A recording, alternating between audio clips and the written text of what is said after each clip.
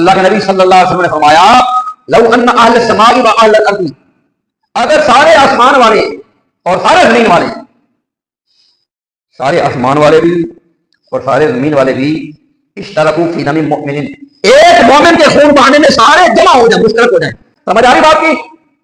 سارے آسمان والے زمین والے مل کر اگر ایک بندے کو قتل کریں، ایک جان کی، مومن کی جان کی قیمت یہ ہے، حضور محمد اللہ فی النار، اللہ سارے آسمان والوں کو اور سارے زمین والوں کو جہنم میں ڈال دے گا۔ فرمایا اول ما یقضی بین الناس یوم القیامت فی الدماء، قیامت کے دن اللہ تعالیٰ معاملات میں جن چیزوں کا سب سے پہلے جس کا فیصلہ فرمائے گا وہ خون بہانا ہے، قتل کا فیصلہ سب سے پہلے فرمائے گا۔ ایک بندہ مومن کا قتل اتنا بڑا جرم ہے کہ اللہ کے نبی صلی اللہ علیہ وسلم فرماتے ہیں اللہ کے نبی نے فرمایا لزوال الدنیا جميعا اهون عند الله من سفك دم بغیر حق، فرمایا ساری زمینوں کا لزوال الدنیا جميعا، پوری دنیا کا زوال، پوری دنیا کا بلا غرق ہو جانا، پوری دنیا کا تباہ اور برباد ہو جانا، یہ اللہ تعالیٰ کے نزدیک کتنا بڑا سانحہ نہیں جتنا کسی ایک مومن کا خون بہانا، جتنا بڑا سانحہ۔ دوسری حدیث میں بڑھا عن عبد الله بن بريدة رضي الله عنه ابيه قال قال رسول الله صلى الله عليه وسلم قتل المؤمن اعظم عند الله من زوال الدنيا، فرمایا ایک مومن کا قتل اللہ کے نزدیک پوری دنیا کے برباد ہو جانے سے بڑا ہے۔ انه من قتل نفسا بغير نفس او فساد في الارض فكانما قتل الناس جميعا ومن احياها فكانما احيا الناس جميعا، فقال الله تبارك وتعالى في مقام آخر ومن يقتل مؤمنا متعمدا فجزاؤه جهنم خالدا فيها وغضب الله عليه ولعنه وأعد له عذابا عظيما، صدق الله مولانا العظيم۔ اللهم صل وسلم على سيدنا ومولانا محمد وعلى آل سيدنا وحبيبنا ومولانا محمد وبارك وسلم عليه صلاة وسلام عليك يا سيدي يا رسول الله حباب دی وقال۔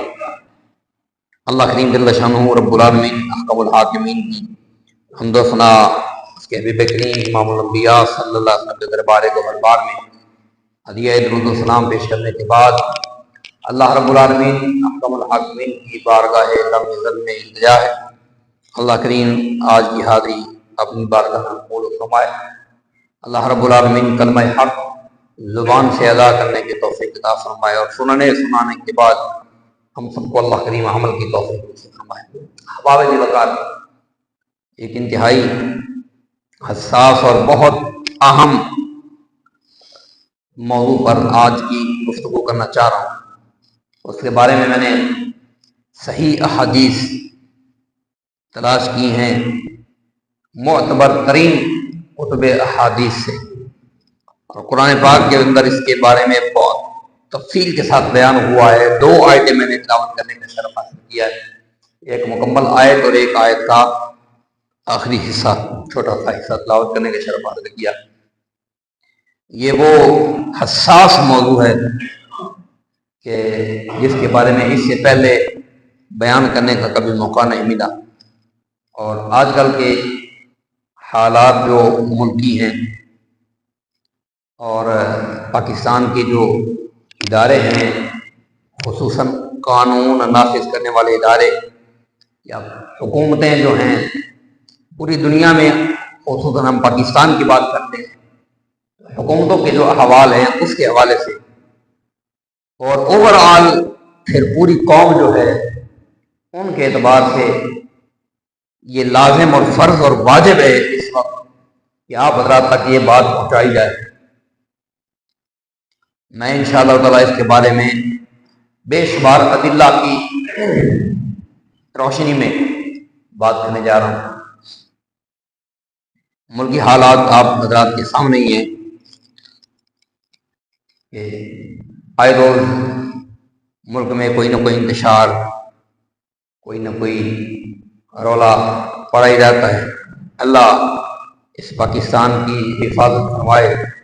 کوئی پتہ نہیں کون دشمن ہے اور کون حمایتی ہے، کون وفادار ہے اور کون غدار ہے، کوئی سمجھ نہیں آتا۔ آپ اور میں، ہم جو عام عوام ہے نا، یہ تو سارے وفادار ہی ہیں ملک کے، یہ غدار نہیں پہلی بات، اور اگر یہ غدار ہو بھی جائے نا آپ اور میں، تو ہماری غداری سے پاکستان کو کوئی فرق نہیں پڑنے والا۔ ہم میں سے اگر کوئی غدار بھی ہو تو وہ کیا کرے گا؟ اصل میں خطرہ ہوتا ہے وہ لوگ جو ارباب اقتدار ہیں، جن کے ہاتھ میں سب کچھ ہے نا، ان میں اگر کوئی غدار ہو تو وہ بہت نقصان دیتا ہے۔ ہم عام لوگ جو ہے نا، ہمارے وفادار ہونے اور غدار ہونے اس سے کوئی خاص فرق نہیں پڑتا۔ تو اللہ پاکستان کی خیر ہی فرمائے۔ ہماری ایجنسیاں، ہمارے ادارے اور ہماری فورسز جو ہیں، وہ آپ نے دیکھا ہوگا کئی بار احتجاج وغیرہ۔ دراصل ہمارا یہ دعویٰ ہے کہ ہمارا ملک ایک جمہوری ملک ہے، تو جمہوریت میں اگر کسی بندے کو اختلاف ہو تو اختلاف کی صورت میں وہ بندہ جو ہے وہ اپنا احتجاج ریکارڈ کروا سکتا ہے، اپنا اختلاف بیان کر سکتا ہے۔ تو ہوتا یہ ہے کہ جب بھی ایسا کوئی ہوتا ہے واقعہ، تو ہماری فورسز جو ہیں وہ ان کے اوپر کریک ڈاؤن کرتی ہیں اور بندوں کو قتل کرتی ہیں۔ سوال یہ پیدا ہوتا ہے کہ اس طرح بندے مارنا، قتل کرنا مسلمانوں کو، اس کی شرعی حیثیت کیا ہے؟ اس حوالے سے میں آپ حضرات کو آج کے خطبہ جمعہ میں گزارشات کرنا چاہتا ہوں۔ ایک بندہ مومن جو کلمہ گو ہے، اس کو اس کی جان لینے کے صرف 3 اسباب ہیں۔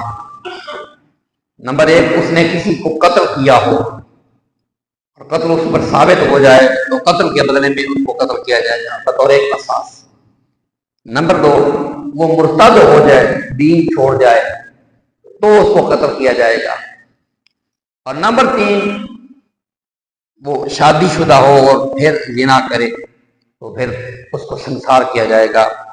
اور یہ تینوں سزائیں جو ہیں، قصاص، سنسار یا ارتداد، مرتد ہونا، یہ تینوں سزائیں حکومت وقت، قاضی وقت فیصلہ کر کے حکومت دے گی۔ یہ نہیں کہ جس کا دل کرے وہ اٹھ کے بندے کو قتل کر دے، ایسا نہیں ہے۔ یہ فیصلے قاضی کرے گا، وقت کا جج کرے گا۔ ان 3 اسباب کے علاوہ کسی بندہ مومن کی جان لینے، قتل کرنا جو ہے، یہ اس قتل ناحق قرار دیا جاتا ہے۔ اس کو قتل ناحق کہتے ہیں، اور یہ اتنا بڑا جرم ہے کہ اللہ رب العالمین فرماتا ہے وَمَن يَقْتُلْ مُؤْمِنًا مُتَعَمِّدًا فَجَزَاؤُهُ جَهَنَّمُ، جس نے کسی مومن کو قتل کیا جان بوجھ کر، جانتے بوجھتے کہ یہ مجرم صحیح، ظالم صحیح، فاسق صحیح، ٹھیک ہے مان لیا یہ مجرم ہے، لیکن قتل اس کا نہیں بنتا۔ جب قتل نہیں بنتا، اس کو قتل کیا، جان بوجھ کر قتل کیا، تو اللہ پاک فرماتا ہے فَجَزَاؤُهُ جَهَنَّمُ، اس کی جزا جہنم ہے، خالداً فیہا، وہ جہنم میں ہمیشہ رہے گا۔ یعنی قتل ناحق کی سزا خالداً فیہا، ہمیشہ اس میں رہے گا۔ وَغَضِبَ اللَّهُ عَلَيْهِ، اور اس پر اللہ کا غضب بھی ہوگا، وَلَعْنَهُ، اور اس پر اللہ کی لعنت بھی ہوگی، وَأَعَدَّ لَهُ عَذَابًا عَظِيمًا، اور اللہ نے اس کے لیے بہت بڑا عذاب تیار کر رکھا ہے۔ پہلی آیت۔ دوسری مقام جو پڑھا ہے، اللہ پاک فرماتا ہے من قتل نفسا بغیر نفس او فساد فی الارض فکأنما قتل الناس جميعا، جس نے بغیر نفس کے بدلے نفس یا فساد کی نیت سے کسی کو قتل کیا، فکأنما قتل الناس جميعا، تو ایسے ہی ہے جیسے اس نے ساری انسانیت کا قتل کیا، سارے انسانوں کو قتل کیا۔ ومن احیاها فکأنما احیا الناس جميعا، اور جس نے کسی ایک کی جان بچائی ایسا ہی ہے جیسے اس نے پوری انسانیت کی جان بچائی۔ تو ایک قتل ناحق، یہ کتنا بڑا جرم ہے۔ ایسی جان کا قتل کرنا جس کا قتل کرنا نہیں بنتا تھا، جائز نہیں تھا، اس کو قتل کر دینا اتنا بڑا جرم ہے۔ اللہ کے نبی صلی اللہ علیہ وسلم ارشاد فرماتے ہیں، سارے حضرات توجہ سے سماعت فرمائیے، حضور فرماتے ہیں لو ان اہل السماء واہل الارض اشترکوا فی دم مؤمن لعکبہم اللہ فی النار، اور کما قال نبی صلی اللہ علیہ وسلم، ترمذی شریف میں کتاب الدیات میں حدیث موجود ہے، ربیع المسند میں حدیث مبارکہ 2 مقامات پہ موجود ہے، اور مسند الفردوس میں امام دارمی نے اس کو نقل فرمایا ہے، اور ترمذی شریف کے اندر حدیث مبارکہ یہ موجود ہے۔ اللہ کے نبی صلی اللہ علیہ وسلم نے فرمایا لو ان اہل السماء و اہل الارض، اگر سارے آسمان والے اور سارے زمین والے، سارے آسمان والے بھی اور سارے زمین والے بھی اشترکوا فی دم مؤمن، ایک مومن کے خون بہانے میں سارے جمع ہو جائیں، مشترک ہو جائیں۔ بات کو سمجھے، ایک بندہ مومن کی جان جو ہے وہ کتنی قیمتی ہے۔ فرمایا سارے آسمان والے اور سارے زمین والے بھی مل کر اگر ایک مومن کو قتل کریں، ایک مومن کے قتل میں سارے زمین و آسمان والے بندے بھی شامل ہو جائیں۔ سمجھ آ رہی بات کی؟ سارے آسمان والے زمین والے مل کے بھی اگر ایک بندے کو قتل کریں، ایک جان کی، مومن کی جان کی قیمت یہ ہے۔